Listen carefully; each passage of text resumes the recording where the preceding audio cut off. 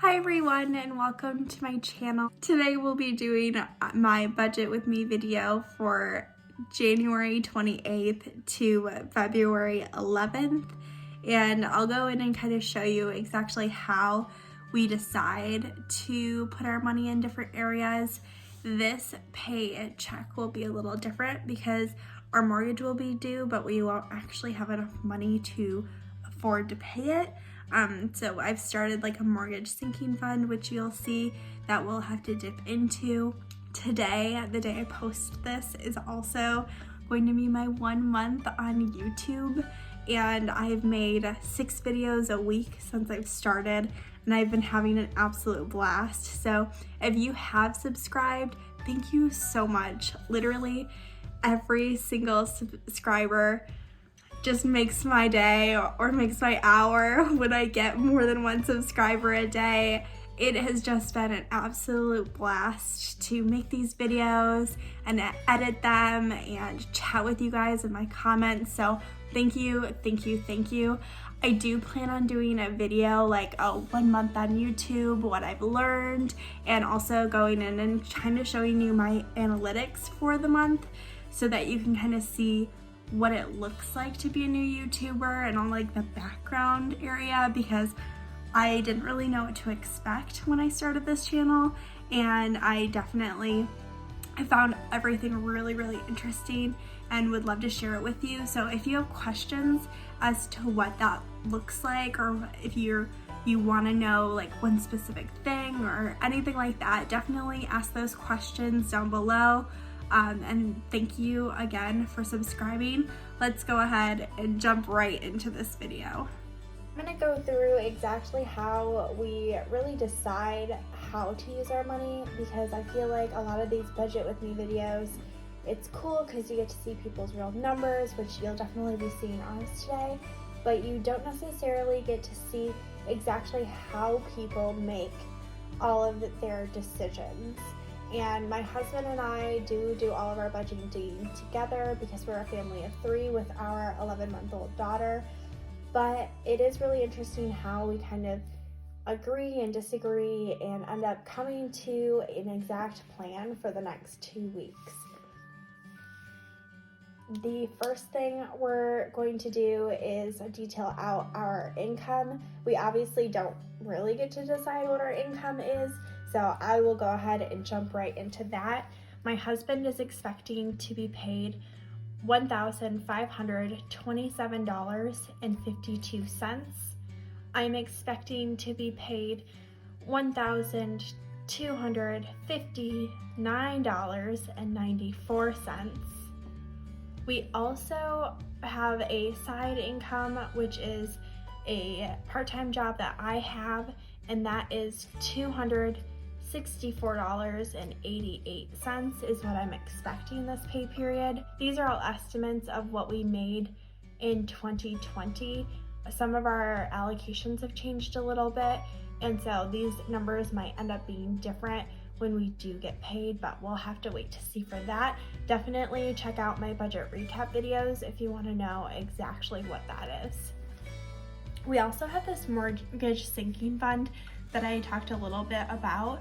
We did last paycheck save up $2,000 in order to have a little sinking fund for when we have paychecks where we don't make enough to cover all of our normal expenses.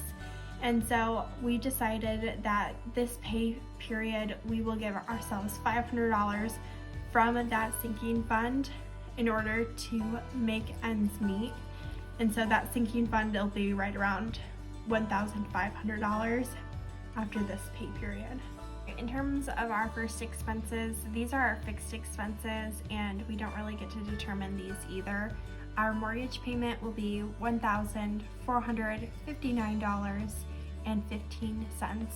That does include our escrow, which is our taxes for our property, as well as the insurance. In terms of electricity, I know exactly how much that's going to cost us. We have already gotten the bill, so that's $216.55. That is our gas and electric. They're all in one bill, and we try to keep it right under $200, but it's pretty cold here in the Midwest right now, so typically our electricity bill is a little bit higher in these months and will hopefully even out as we get closer into spring. We also pay for trash every quarter, and that will be $47.25. We have one trash can and then also one recycling bin as well, so it's nice that we have recycling right here at our house. Next is daycare. We do have our young daughter who does go to daycare 4 days a week and stays home with us and her grandma 1 day a week, which is really appreciated. And we spend $360 every 2 weeks for that daycare. We also have a car loan that we owe to my father-in-law.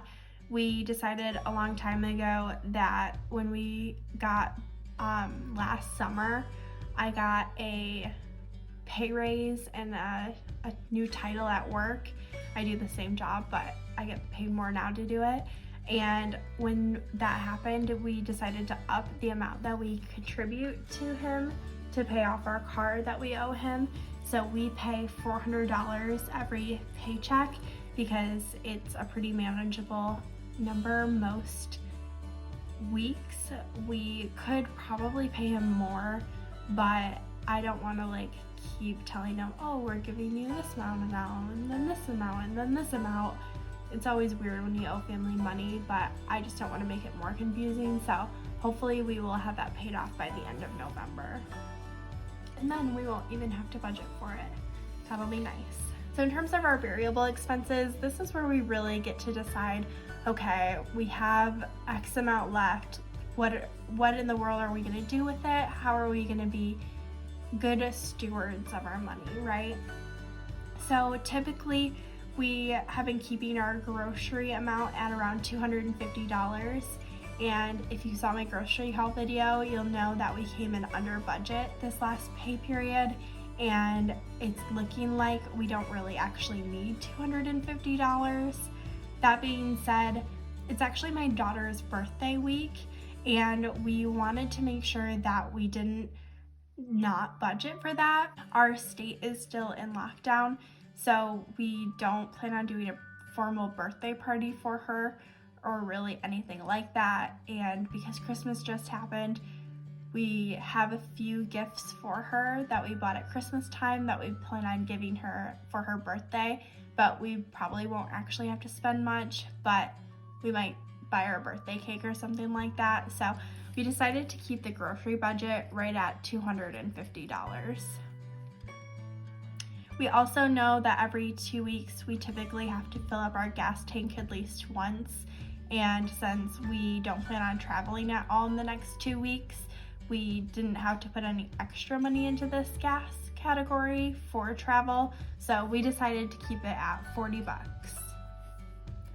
Now our out to eat budget, we did really well on this last pay period, and I think that maybe in the future we might try and decrease it, but because it is my daughter's birthday, I'm sure we'll buy out to eat on her birthday, and I think restaurants will be opening back up for indoor dining relatively soon, so that might change how we're spending in this category, but we decided to keep it right at $150, which might seem like a lot to a lot of people, but we really enjoy connecting over having dinner together, so it's always well worth it for us.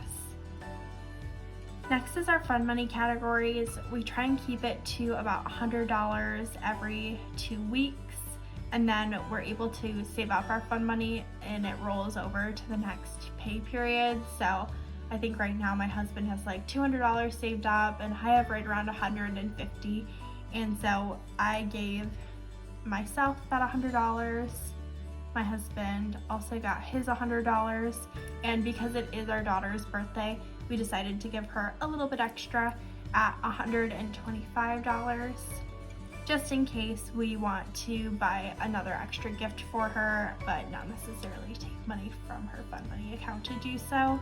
We try and stay within the same categories of spending just because we are doing cash envelope system for all of our variable expenses, and I don't want to buy like a new folder every time I think of a random expense that comes up.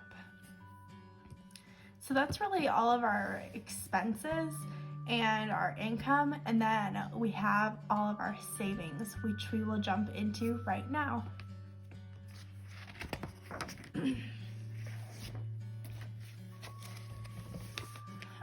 This is where the decision making really gets started. You'll see we have a long list of savings that we're working on this year. It kind of depends based on the paycheck, really what we're focused on, and by really getting a good idea of what our goals are short term, we're able to build up these goals long term. And so my husband and I sat down and talked, and we currently have $6,000 saved up in our taxes for April, and we're hoping that we don't owe more than that. So we're not going to be putting anything towards our taxes. We do pay our phone bill annually, and we are saving up to pay that in January 2022. So we did put $40 away for that.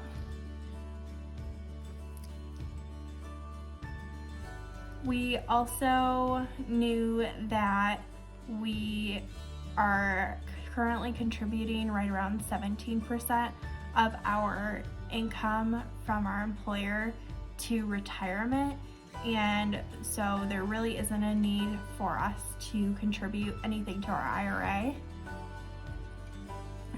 One of our goals this year is to hopefully pay off our 401k loan, which we do pay a little bit every single paycheck before we get our paycheck, so we don't really put that right in the budget. And in order to pay off the 401k loan, we have to do so all in cash all at once, and we're going to have to eventually start building this up, but we don't really think right now is the time, again, because we are contributing quite a bit to our retirement. And when we pay off that 401k loan, really what we're doing is we're just paying ourselves money, so it will increase the amount that we have going towards retirement. So we decided on zero there.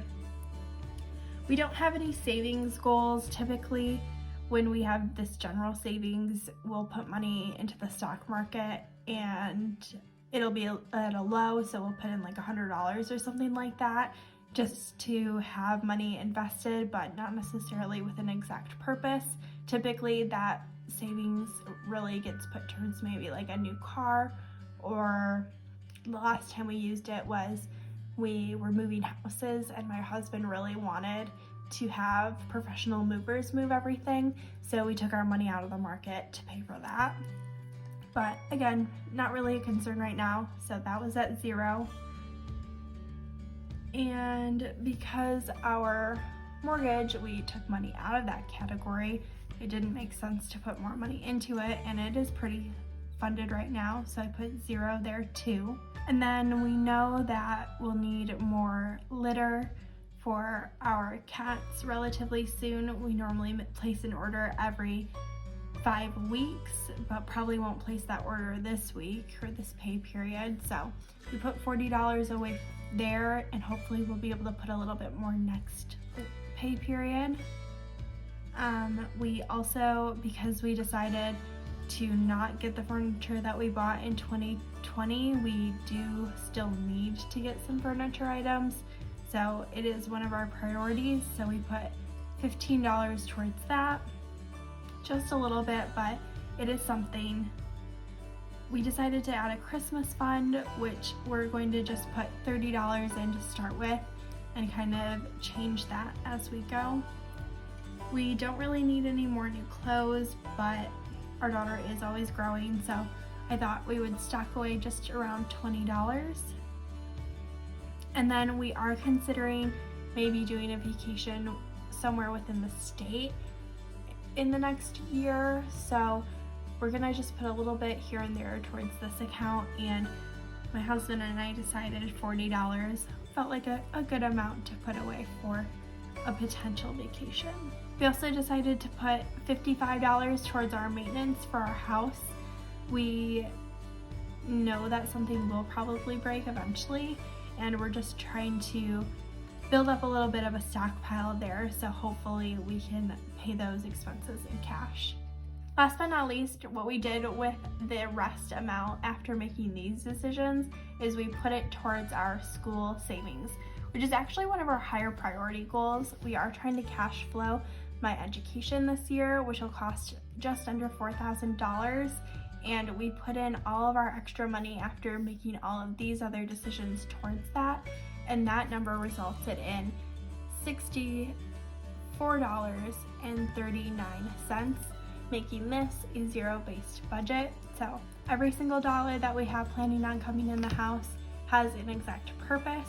And coming up in the next week, I will be doing a cash stuffing video of our cash envelope system, where you can see us put all this money away into all of our different cash envelopes. So definitely subscribe if you're interested in seeing that video.